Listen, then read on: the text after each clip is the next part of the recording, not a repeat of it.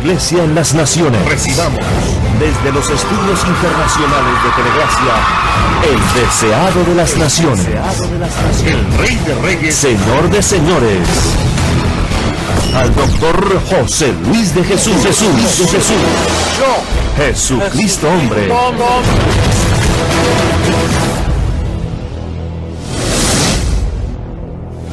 Romanos capítulo 5, verso 12.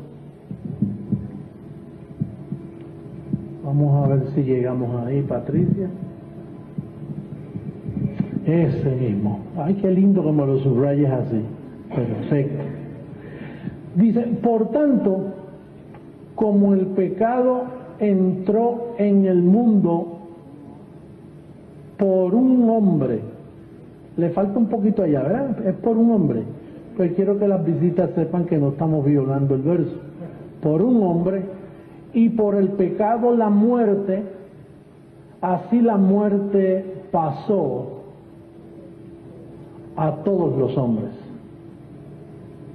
Fíjate lo que dice, que el pecado entró en el mundo por un hombre, no por los demás, es uno, un solo hombre. Uno dañó todo esto. ¿Lo dice ahí, sí o no? Y por ese pecado de uno, ¿qué sucedió? ¿Entró qué? La muerte. ¿A todos qué? Y cuando dice a todos los hombres, se entiende hombres y mujeres, ¿verdad que sí? O sea que aquí el problema fue ese. Vamos a hablar del principio. El problema fue ese, que el pecado entró.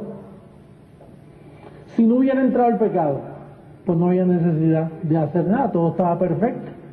Y entonces los hombres no morían, nos quedábamos vivos eternamente. Pero el pecado entró, ahí que está el problema, entró el pecado por un hombre. Pero ahí no se quedó la historia. El verso 18, si me hace el favor, dice que se resolvió el problema de esta forma, el verso 18. Así que, eso es una conclusión, como por la transgresión de uno vino la condenación, ¿a cuántos hombres? Entonces, ¿qué dice? De la misma manera, por la justicia de uno, vino a todos los hombres la justificación de ¿qué? ¿Ustedes creen que eso es justo? Que si por uno entró, por uno salga. Yo creo que eso está muy sencillo. Por un hombre entró, por una cabeza representante llamada Adán, entró el pecado, entró la maldición, entró la condenación. Pues entonces es justo que entonces Dios se vistiera de carne y dijera, yo voy a resolver esto. Yo creé a Adán, y no entremos ahora quién es Adán, pero yo creé a un hombre llamado Adán, y él trajo el pecado y mató a la humanidad. Y quedó muerto todos los hombres, porque la maldición estaba, y el que se apareciera aquí en forma humana, el pecado lo cobijaba, porque eso es una cabeza representante. Y aún Dios mismo se viste de carne y trae un cuerpo en semejanza de carne de pecado.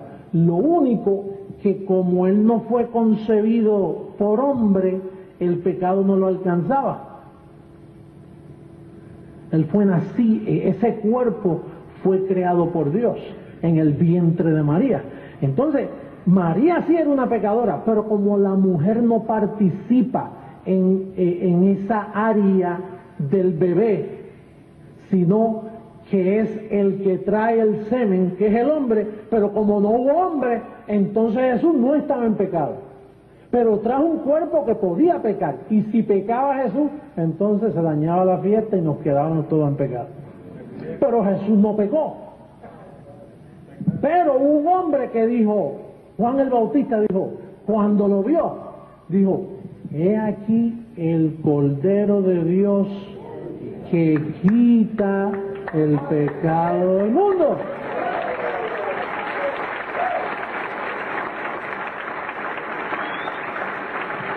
Entonces, ¿qué pasó? Que vino el Cordero de Dios, fue a la cruz, quitó el pecado del mundo.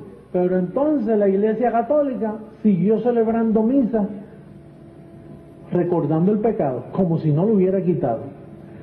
Por eso es que esa violación es imperdonable. Cuando usted es un pastor pentecostal o un predicador en la radio diciendo arrepiéntete de tu pecado, ¿qué está diciendo? Que todavía Cristo no ha muerto, por lo tanto Cristo no ha quitado el cordero, no quitó el pecado y él todavía está en pecado. Ahora, antes de la cruz, cuando Adán trajo el pecado, todos los hombres eran pecadores 100%, aunque se portaran bien. Pero entonces, ¿qué sucede?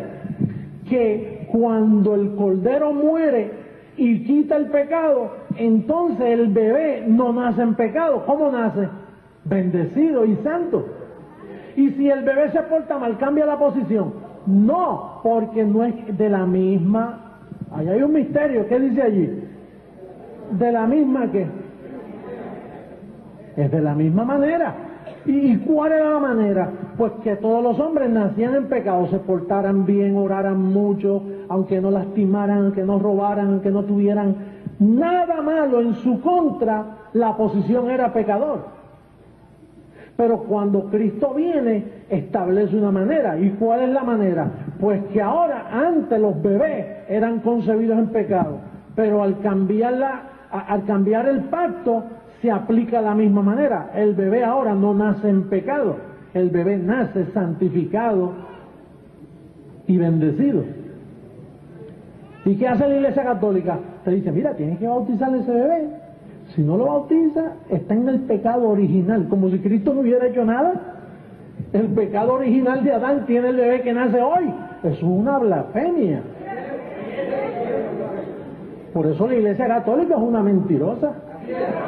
Toda esa doctrina es mentira. Pentecostales, religiosos, evangélicos. ¿Tú crees que un evangélico se atreve a ponerse los pantalones y decir, vámonos a la misma manera? Si se van a la misma manera, no pueden bautizar. Si se van a la misma manera, no pueden llamar a arrepentimiento al púlpito.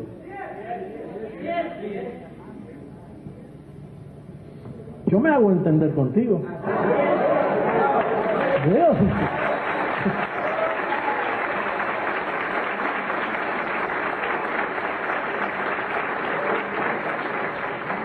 ¿Qué es lo que yo he hecho? Respetar la misma manera. ¿Y tú la respetas? Pues hay que respetarla. ¿Cómo tú vas a llamarle pecador al que usa droga? Ah, entonces no se le llama pecador. No, se le llama un adicto a droga. Y al que roba el banco, ¿cómo se le llama? Pecador. No, él es un ladrón. Pero no pecador, porque para ser pecado tiene que estar en pie el primer pacto. Naturalmente, si roba va preso, y si usa droga se muere, y va preso también si lo cogen, y sufre la familia, y sufre él, y se muere antes de tiempo. No estamos aplaudiendo la maldad, lo que estamos es respetando la posición que Dios le ofrece a la humanidad. No confundamos una cosa con otra. Lo que tú siembras cosechas. Si te portas mal, vas a cosechar mal. Pero no estamos aplaudiendo, pórtese mal porque el apóstol dice que es de la misma manera y ahora estamos santificados. Bueno, estamos santificados, pero portándote mal. No podemos hacer eso. Digo, a veces se hace, pero usted se corrige. El llamado es creciendo, va creciendo en gracia. Vamos a ver a Romanos 9:11. ¿Por qué Pablo hablaba así? Hablamos del capítulo 5 y sigue esa línea de pensamiento, ese mismo espíritu, y vamos a ver ahora lo que dice Romanos 9:11. Pues no habían aún nacido. ¿El bebé no había qué? Ni habían hecho aún ni bien ni mal, para que el propósito de Dios conforme al buen comportamiento permaneciese. No por las obras, sino por el que llama. Entonces, ¿qué nosotros enseñamos para respetar de la misma manera? Respetamos que ese bebé que nació de ti, esos niños que te acompañan en tu vida, que vinieron a tu vida, esos son niños bendecidos. Pero como tú no lo sabías, tú los maltrataste diciendo, tienen que portarse bien porque se van al infierno. Y los llevabas a la iglesia y en la iglesia le decían lo mismo. Y sus mentecitas iban siendo trituradas con mala información de su identidad. ¿Cuál era la identidad de tu bebé? De tu hijo que ya está mayor y está preso o está pasando por problemas. ¿Cuál era la identidad? ¿Tú se la respetaste? No, tú no se la respetaste. Tú no le dijiste a él que él era un espíritu perfecto. Tú no le dijiste a él que él había nacido bendecido por Dios. Por lo tanto, tú le violaste a él una verdad y no le reconociste su verdadera identidad. Que te haya salido lo que te haya salido es porque la iglesia te engañó y no te dijo la verdad. Porque los hombres de hoy y los predicadores que hay por todas partes del mundo no han respetado el proceder de la misma manera. Y como no han dicho la verdad no los ha hecho libres. Ahora cógete a tu bebé, aunque haya nacido en la avenida Crimen, esquina Suicidio, aunque se críe en el peor lugar de Nicaragua, en el peor lugar, esa madre coge al niño y le dice, papito, tú eres un bendecido, tú has nacido elegido por Dios, tú eres lo mejor que yo tengo en mi vida, qué bello eres, y ángeles contigo. Cuando va a la escuela y él sabe quién va por ahí, y entonces no hay delincuencia, no hay crimen. Por eso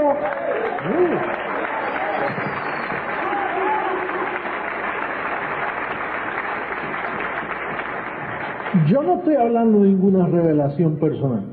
Yo creo que aquí hay gente profesional y aún el que no tiene educación se da cuenta que hasta ahora yo no estoy violando versos. ¿Tú piensas que estoy diciendo la verdad? ¿Tú has leído? Yo no he hablado aquí palabrerías ni revelaciones personales. Yo todo lo que hago es aplicando lo que estoy leyendo del fundamento que Pablo dejó. No habían aún nacido. ¿Qué tú entiendes por no haber nacido? ¿Eso se entiende? Si tú no entiendes eso, tú estás muy malito de la cabeza. Bueno, entonces tú no entiendes español. Algo te está pasando. No habían nacido, no habían aún nacido, ni habían hecho ni bien ni mal. O sea que lo que determina la salvación no es ni el bien ni el mal. Lo que determina ahí que tú eres un bendecido es la elección para que el propósito, y el propósito de Dios, eso es lo que te interesa a ti. No es el propósito de tu líder o del cura del barrio, no. Es el propósito de Dios. Eso es lo que nosotros respetamos. Diga de la misma manera. Esa manera no se puede violar. Eso es lo que han violado las llamadas iglesias. Y tengo buenas noticias para ti. Si violan eso, no tienen derecho a llamarse iglesias. No son iglesias. No son iglesias. Porque al violar ese principio están cometiendo la blasfemia contra el Espíritu Santo, que no tiene perdón ni en aquel siglo ni en el venidero. Porque al tú violar de esa manera estás llamando pecador a quien Dios no ve pecador.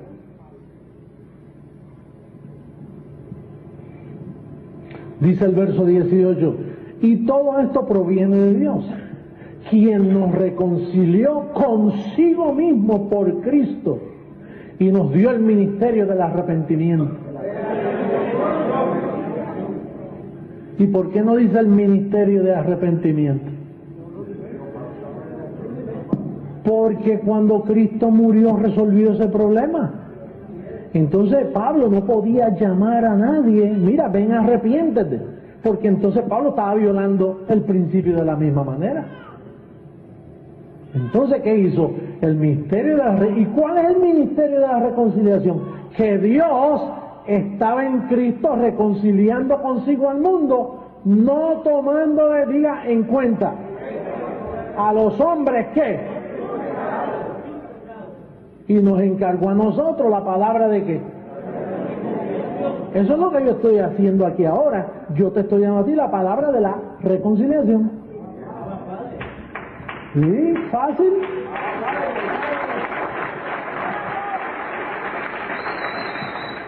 Entonces dice, y nos encargó a nosotros la palabra de qué. Así que somos embajadores en nombre de Cristo. Oye, mira cómo súbemelo altito para que lo vean de este lado, bien altito, es el verso 20. Allá, bien arribita. Un poquito más, Patricia. Eso, ahí.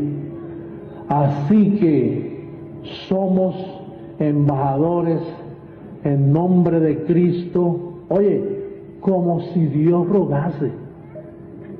A las visitas que están aquí por primera vez, Dios te está rogando. Oye, por favor, acepta mi don. Acepta mi amor. No puedes aceptar mi amor. Ese es el mensaje bendecido. Esa es la palabra que Dios nos recomendó a nosotros. Tú debes ir por los campos y por la ciudad y por todas partes. Mira, Dios está rogando a través de mí que te quiere bendecir con la reconciliación. Quiere que tú te reconcilies. Apóstol, ¿y con este mensaje usted piensa ganarse al mundo? Pues seguro, si este es el único mensaje. Pero apóstol, tiene que haber algo más profundo. ¿Para qué más profundo?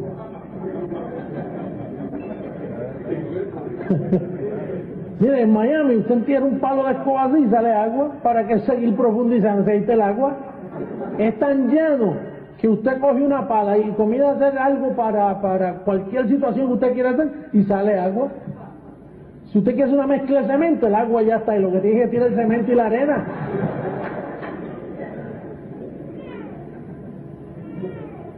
Este mensaje no se ha predicado en 2000 años. En 2000 años nunca. En la primera persona en 2000 años de historia que dio este mensaje fue este servidor.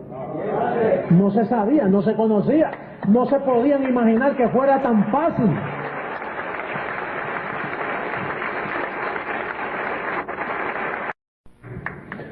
Y los que están un poco confundidos con esto de Jesucristo hombre, Jesucristo hombre es una doctrina, es una composición de verdades que tú las conoces y la verdad te hace libre. Mi carne es carne como la tuya, pero el Espíritu que está en mí fue escogido para manifestar a Jesucristo hombre en la tierra. Ahora, el Evangelio que me fue revelado a mí, si se le llega a revelar a alguien 500 años atrás, entonces ese Evangelio hubiera presentado a Jesucristo hombre 500 años atrás, pero no era el tiempo. Tenía que ser en esta fecha. Él iba a revelar su Evangelio, su palabra es vida y es verdad. Su palabra es verdadera comida. Y entonces me escogió a mí para yo presentar esa hermosa verdad. Y por eso yo represento a Jesucristo hombre aquí en la tierra.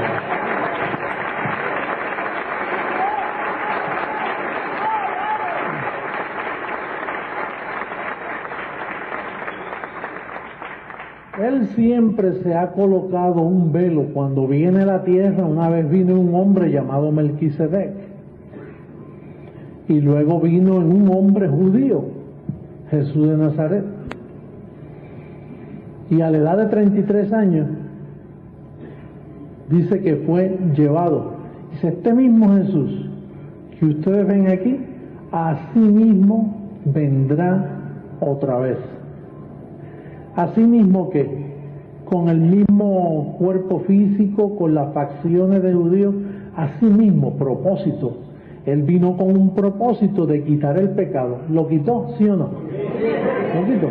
Y entonces dice que aparecerá ese mismo por segunda vez para, sin relación con el pecado, salvar a los que le esperan.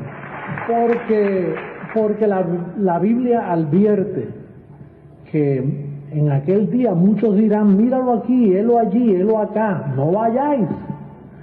Y vendrá haciendo señales. Yo no vengo haciendo señales, yo vengo enseñando la palabra, enseñando el misterio que estuvo oculto y libertando. Fíjate la falta de sensatez del sistema religioso. Ellos dicen, Cristo viene en una nube y va a arrebatar su pueblo y llevárselo. Lo que dice es que viene por segunda vez, pero no dice que sale, dice que viene. Pero entonces dice que se los lleva, que Cristo... Entonces ellos esperan una venida mística. Estamos esperando el día. Yo solo espero ese día cuando Cristo volverá.